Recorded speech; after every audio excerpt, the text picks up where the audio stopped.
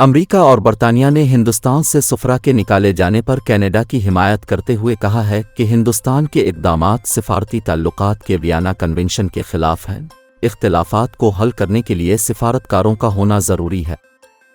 ہندوستان، امریکہ اور برطانیہ سمیت five eyes intelligence sharing alliance کا حصہ ہے، جس میں کینیڈا بھی شامل ہے۔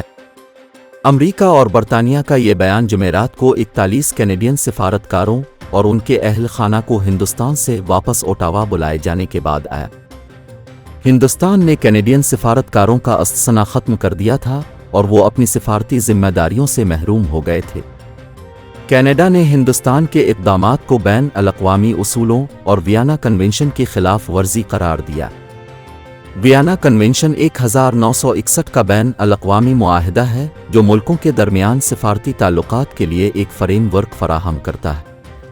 ہندوستان نے کینیڈا کے بیان کو مسترد کر دیا اور کہا کہ اس کے اقدامات ویانا کنونشن کے مکمل طور پر ہم آہنگ ہیں، جس کے بعد امریکی محکمہ خارجہ نے ہندوستان سے کینیڈا کے سفارتکاروں کی روانگی پر تشویش کا اظہار کیا، جبکہ برطانیہ کے foreign, common wealth and development office نے کہا کہ وہ ہندوستانی حکومت کے فیصلوں سے متفق نہیں ہے۔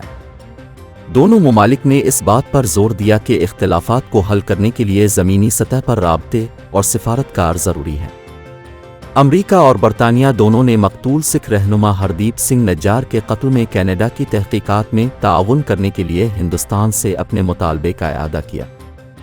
کینیڈین وزیر اعظم جسٹن ٹروڈو کی جانب سے گزشتہ ماہ نجار کے قتل میں بھارتی ایجنٹس ملوث ہونے کے الزام نے جاری سفارتی تنازع کو جنم دیا تھا۔